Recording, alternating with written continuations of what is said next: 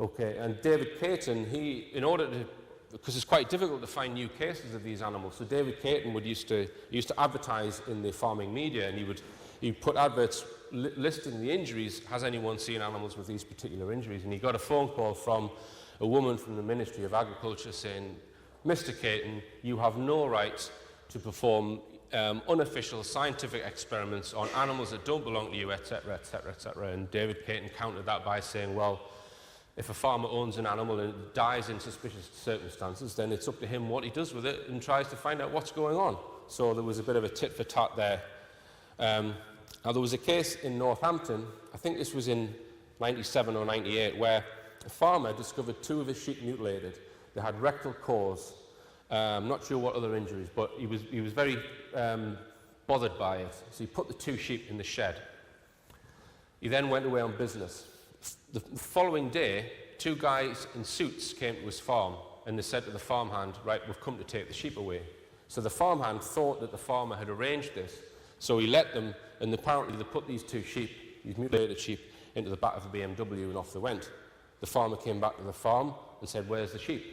And the farmhand, well, he said, well, the Ministry of Agriculture have taken them away, I thought, at your request. He says, no, I didn't. And there was only 4 people who knew about those sheep. The farmer, the farmer's wife, the farmhand, and the gamekeeper. Nobody else knew. So those government officials knew that those sheep had been mutilated to take them away. They hadn't told anyone. So it just so happened that the gamekeeper, his brother, is a chief inspector. So he got his brother, he says, well, why don't you get your brother to ring the Ministry of Agriculture and try and get these sheep back? So he rang them. Initially, they denied all knowledge of it. And then he said, well, okay, as far as I'm concerned, this is a criminal case because your government officials have stolen this farmer's sheep, and I'm prepared to take this to court if you don't return those sheep. So then someone else came on the phone and said to him, if you pursue this case as a criminal case, you will be hearing from your superiors. And that's what happened. So someone in the Ministry of Agriculture had the power to get a chief inspector warned off the case by his superiors. And there was another case several months after that case where a guy had 3 horses. One of them disappeared completely. The other one had the classic mutilation signs. I think it had a jaw strip and a rectal core. So he rang the vet, because the 3rd horse that survived was like completely spooked. It was stressed. So he rang the vet, but the vet didn't come out. 2 officials from the Ministry of Agriculture came out, a man and a woman, with a big van, and they started winching up the dead horse into the back of the van. He says, well, what are you doing with my horse? You haven't even examined it to see what's happened. And apparently the woman said, this has nothing to do with you, it's government business. You will be compensated. And then, and this is the bit that intrigues me, she went on to say, I've got it written down here, to this farmer he said, well, I'm going to write to the Prime Minister about this, and apparently she said to him, that will do you no good whatsoever.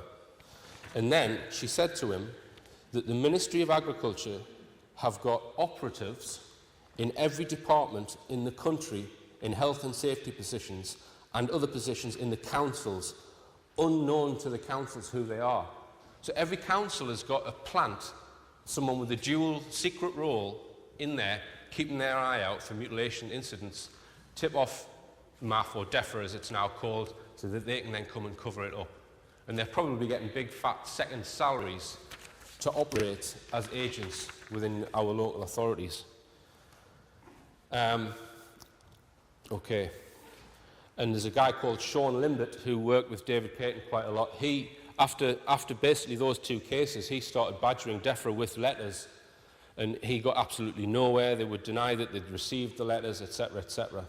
And as I mentioned before, that photograph of the sheep with its jaw strip, Mike Freebury's 4-year Freedom of Information request battle. And another case which happened with Mike Freebury, where he had a mutilated sheep in his car, and he wanted to get a post-mortem done, and he paid for a vet to do a post-mortem on this sheep. Didn't tell anyone. And then basically what happened was they telephoned the vet to ask about the sheep, and he couldn't understand how they'd got his. He couldn't understand how they'd managed to find the identity of the vet, and the only thing he could come up with is that they must have accessed his mobile phone records because he telephoned this vet. So they were surveilling him, presumably. Now this advert, I put this advert in the Farmer's Guardian last year, because we were looking for fresh cases, because there's certain specific tests that we actually want to do. And I got a call from my local council, from the animal welfare officer, just basically saying to me, look, I'm just trying to keep you on the right side of the law, Richard. You do realise it's illegal to remove animal parts from farms and all the rest of it. So he was kind of warning me. Now, what about, that's evidence of a government cover-up. What about evidence of a media cover-up? Because in our world, if the government start doing misdemeanours and things they shouldn't, it should be up to the media to expose that. But as we know, the two are colluded. Now, when David Caton put one of those adverts in the farming media, one of the journalists at the Farmers Weekly picked up on it and he said, oh, that sounds amazing. Well, not amazing, but fascinating. I'll write an article about it. So he wrote an article all about the animal mutilation phenomenon, and then the editor of the Farmers Weekly said, no, you're not going to publish that. And here's the letter. It certainly makes disturbing reading, but I feel this is a little too sensational for our readers. If definite proof can be found, we would certainly be interested in running something, but I guess that's some way off.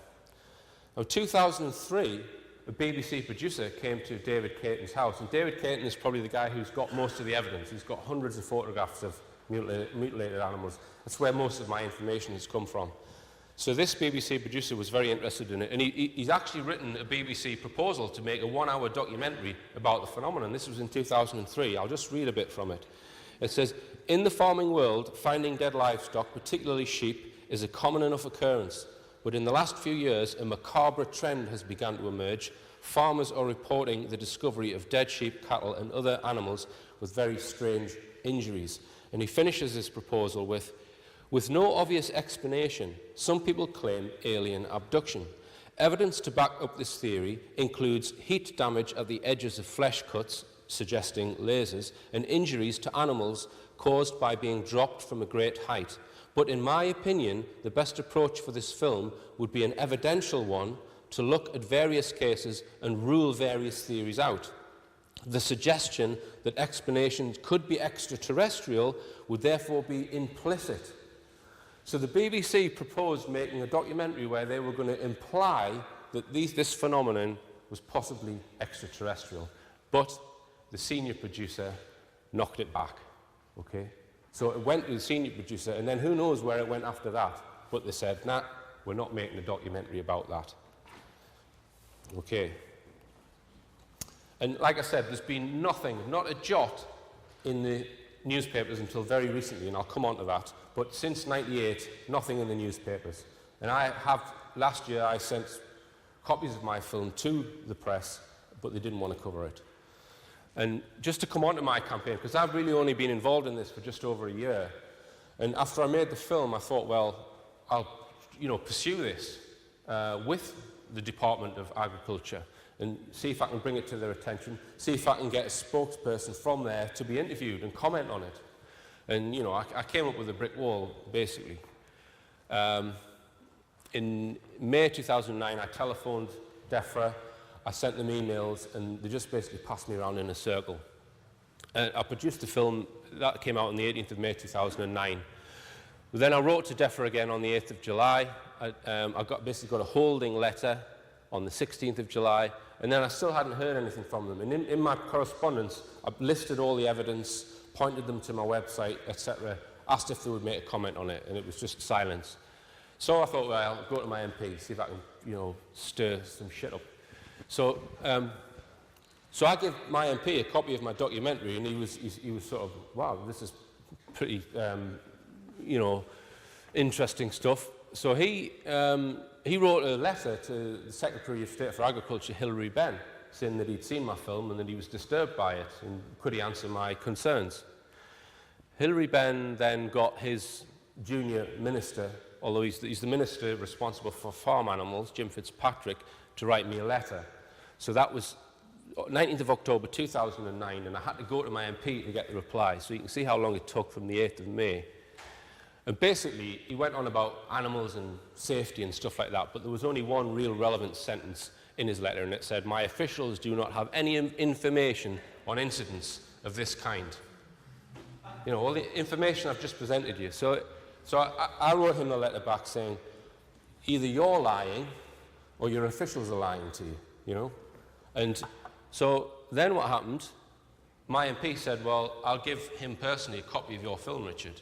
So in Parliament, my MP, he handed him the film. So I emailed Jim Fitzpatrick shortly after my MP hands him the film. I'm saying, what do you think of the film? Can you make a comment? No reply. So in March this year, I was in the process of writing a letter to this Jim Fitzpatrick to say, come on, I want you to comment on this film. You're the Agriculture Minister. And my MP said, well, I'll tell you what, Richard, why don't I ask a question in Parliament? I'll submit a parliamentary question so we can, you know, get a proper reply. So my MP submits a parliamentary question saying, when does the Minister intend to reply to correspondence from Richard D. Hall of Blaydon on animal mutilation? Then on the 17th of March this year, DEFRA and its agency, Animal Health, received several items of correspondence from Mr. Hall, blah, blah, blah. I replied to my honourable friend on the 19th of October. So he's just referring me back to that one-line statement that I put up earlier. So my MP said, well, that's not good enough. I'll submit another parliamentary question. Because I'd since written further letters since then. He then denied receiving these letters. In his second reply, neither DEFRA nor its agency hold a record of having received correspondence on the dates, right? Okay, then, right, and this is the intriguing bit. So after the second parliamentary question, 12 days later, now remember, no news media had ever covered this subject for at least the last 12 years, right? Bang. 12 days later, the Daily Telegraph and the Sun produced full-page articles on the phenomenon. So this is 12 days after my MP's second question, and there it is in all its glory. Bars attack, typical Sun shit, right? Sorry. Daily Telegraph, a little more conservative, as you would expect, but still, you know, they actually got the information for this from Phil Hoyle, who's a member of the Animal Pathology Field Unit. And if you go on my website, you can actually read the document that Phil Hoyle gave them that they've based these articles on. So put the two side by side. They've just taken out all of the important bits. And there's a photograph you can't see on there that they used in the Sun, and it was of an animal that had been killed through natural predation. It wasn't one of the hundreds of photographs that David Caton could have given them. Do you know what I mean? So they haven't presented the story correctly with all of the evidence. But I believe that possibly, and I've got no proof that this is the case, that, you know, a minister's getting these questions, and he's probably saying to his officials, well, what do I say to this Hall guy? He's not going to go away. You know, how do I get rid of him? So possibly one technique would be, well, we'll put something in the media, and we'll debunk it in the media, and then at least we're not going to get accused of a cover-up. It's in the media, everyone knows about it, so they can then refer me to this. But I could be wrong there, but that's my feeling. Because once, you know, MPs sort of get the bit between their teeth, you know, then that's more than just a member of the public writing to a minister. And then I got a letter after that had been published saying, you should bring this to the attention of the relevant authority, Animal Health, or the police, and they will investigate. Right, okay, back to square one. So, anyway, let's just forget about the chocolate fireguard government for the moment, because they're a complete and utter waste of space. And let's look at the possible explanations for what's actually going on here. Now, we mentioned animal predation, and I completely rule that out because of all of the evidence I've already presented. A lot of people suggest satanic cults, and, you know, they do get up to some weird things. But I don't think that the evidence I've presented suggests satanic cults. I think that they don't leave evidence for what they're doing because, you know, they get arrested. No one's ever been caught. And some people say, well, it's a secret government project. It could be. I'm open to that idea, that it's perhaps a pharmaceutical company using these animals for some sort of secret research, the military maybe. Maybe they're sampling the environment or something like that. Quite possible, but I would refer you back to the covert nature of these attacks. If it is this, then they've got some damn sophisticated technology. And on balance, I would say they haven't got that technology. Okay? And we need to bear in mind that there may be more than one project. Okay, there might be people trying to copy what's going on. There might be more than one motive for these attacks. But I'm going to give you my preferred theory on what is going on. Okay. Now this is, again, there's no proof of this, but this is because it explains all of the evidence, and I'll point out why. And that is that the animals are being used as incubators for antibodies or other biological agents. And this, for me, it explains all of the evidence, and I'll explain why. In 1899, a scientist called Metchnikoff, he took infected mouse cells from the lymph gland and he injected them into guinea pigs. The guinea pigs grew antibodies, and then he injected those antibodies back into the mice. So he cured the mice, so the mice weren't capable of growing those antibodies. So he used the guinea pig. So he used one species to create antibodies for another. And there are many, many cases in medical science of this. For example, vaccines. We often use monkey's liver or kidneys to make vaccines with. It's amazing, but they do. The H1N1 vaccine is made inside a chicken's egg. So they're using the physiology of a chicken to make the thing that we need as a vaccine. And there's a thing called anti-thymocyte globulin, which is used in acute rejection of organ transplant, which is derived from horses or rabbits. So there are many cases where you can use one animal to grow something that another animal needs. And I think that's possibly what's happening in these cases. Now, I'm going to put it all together because how does this explain the jaw strip and the tongue removal? What I think is happening is they've got an animal that they want to grow something inside. They inject that animal with whatever agent it is, virus, whatever. They then tag that animal because at some point in the future they then need to find that animal after it's grown the relevant antibodies. So they tag it, and they tag it in the jaw with an implant or in the ear. They then leave the thing. 3 months, 6 months. Later on, they then use their tracking device to find that animal. They then kill the animal. They then cut the tongue off, and then use the tissue of the tongue to test to see if it's got what they want. And then when you go to the doctors, the first thing they say is, put your tongue out, I want to see how well you are. So it's a means of testing. So they test the tongue, they say, yep, it's got what we want.